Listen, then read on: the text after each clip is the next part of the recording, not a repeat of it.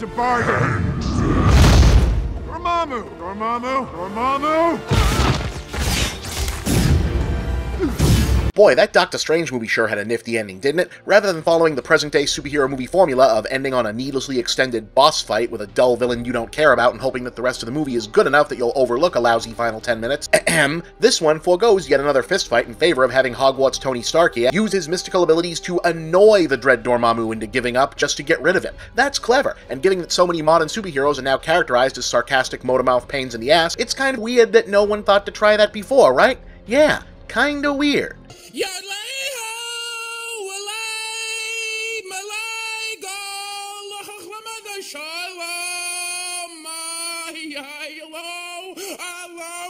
Lady in the dress. Ah yes, Freakazoid, the first true superhero of the internet age, who embodied not the Wait, I'm sorry, are you telling me that in the half-decade since I last opted to use my platform to tell a new generation about Freakazoid, its profile has not really appreciably grown in the retro animation scene? Ah, okay, obligatory. Super team extraordinaire, Freakazoids, Freakazoids, runs around in underwear, Freakazoids, Freakazoids. Guess who's Washington, D.C.? Freakazoids, Freakazoids, and something better's on TV. Freakazoids, Freakazoids, his brains overloading, it has a chunky coding. Textbook case for Sigmund Freud, Freakazoids, Freakazoids. Okay, so what happened here was in 1995, Steven Spielberg, who had a side gig for much of the early 90s as one of the name producers putting muscle into the Warner Brothers animation renaissance by backing hit series like Tiny Toon Adventures, Animaniacs, and Pinky and the Brain, and also cult hits like Hysteria and Toonsylvania, approached Batman the Animated Series masterminds Paul Dini and Bruce Timm about creating a comedy superhero cartoon. Tim took the initial point on the project, sketching out a pitch for an otherwise played straight teenage crime fighter show wherein the twist would be the superheroic alter ego character was a maniacal comedy-powered superhuman weirdo, inspired, perhaps a little too inspired, in part by Mike Allred's underground comic book Madman. However, Steven Spielberg was ultimately looking for something a little more full-blown, anarchic comedy in the old-school Looney Tunes vein that had been working for Tiny Toons and Animaniacs, and since Tim found himself less than comfortable working in that style, he ultimately turned production over to Animaniacs veteran Tom Ruegger, who in turn brought Warner Animation mainstays John P. McCann and Paul Rugg on board to radically rework Tim's initial designs and character concepts into a bizarre new form that really does, in retrospect, feel like Animaniacs of the early DC animated universe had a deranged, cyberspace-themed baby. Our acting premise: check out Dexter Douglas, nerd computer ace. When surfing on the internet, then was dashed to cyberspace. He turned into the Freakazoid, who's strong and super quick. He drives the villains crazy, cause he's a lunatic.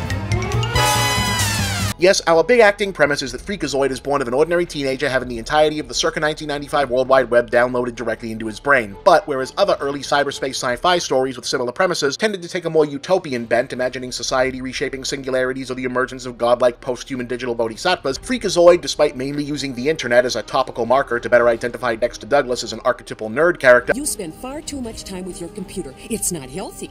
It's my life. That's so very, very sad.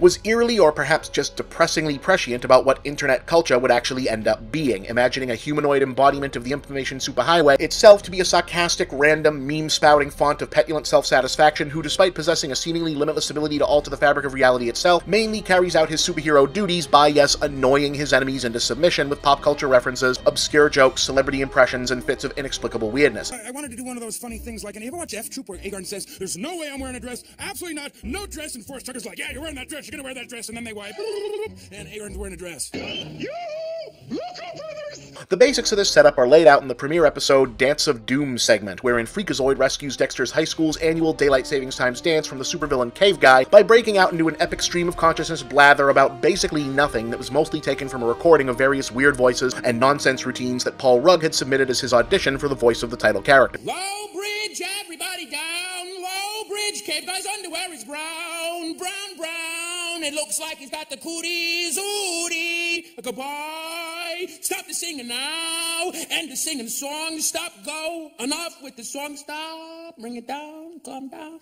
stop, shh, everybody's go with me, shh, on this side of the room, shh, everybody down, Prepare to be crushed.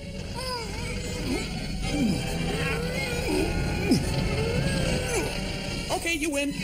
And also featured an extended mini-story wherein Freakazoid presides over the wedding of his left and right hands. I do. Me too.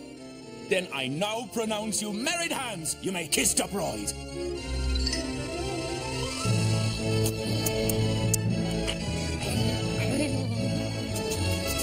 yeah, the whole first season basically follows that non-formula, occasionally stopping to add nominal plot details about Dexter's home life with the rest of the Douglas family, his mentor Roddy McStew, his police ally Sergeant Cosgrove, his ostensible girlfriend Stephanie, other heroes like the Huntsman and Lord Bravery, recurring nemesis like the Lobe, Cave Guy, Cobra Queen, and corporate archfiend Gutierrez, the latter memorably voiced by the late great Mercado Montalban. Round the moons of Snibia, I chuckle at thee.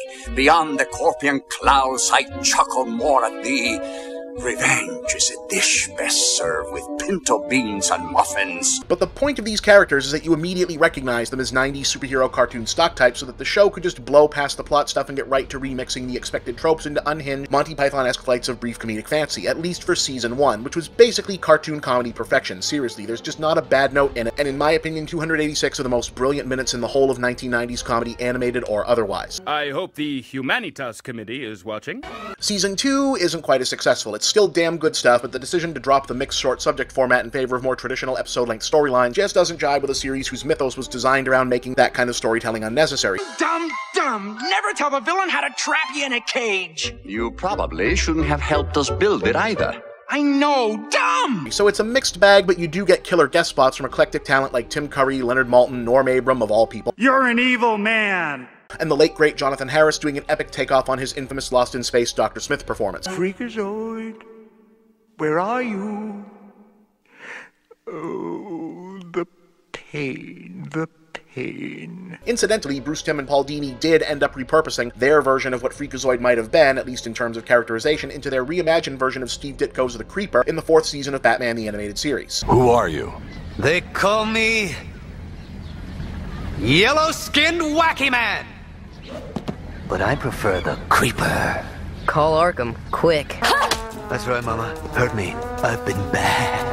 I honestly don't know if that would have ever worked for an entire show. All that said, I do question whether or not Freakazoid's disturbingly prophetic take on the internet as pop culture wasteland means it's begging for any kind of actual revival. At first glance, it certainly feels like something that's due for an edgier comeback on Adult Swim or some such, but on the other hand, it's possible that the whole thing belongs to an earlier era. Today, I feel like you'd be more obligated to actually dive into what being the humanoid embodiment of internet trolling means now, since we're all that much more steeped in web culture as a society, and I'm not sure that the pitch still works now that pop culture increasingly associates the idea of being a pain in the ass online, less with innocent childish randomness and more with other things. But Freakazoid itself absolutely holds up, and if those DVDs aren't already in your alternative comedy regular rotation, they damn well ought to be. This is only a test.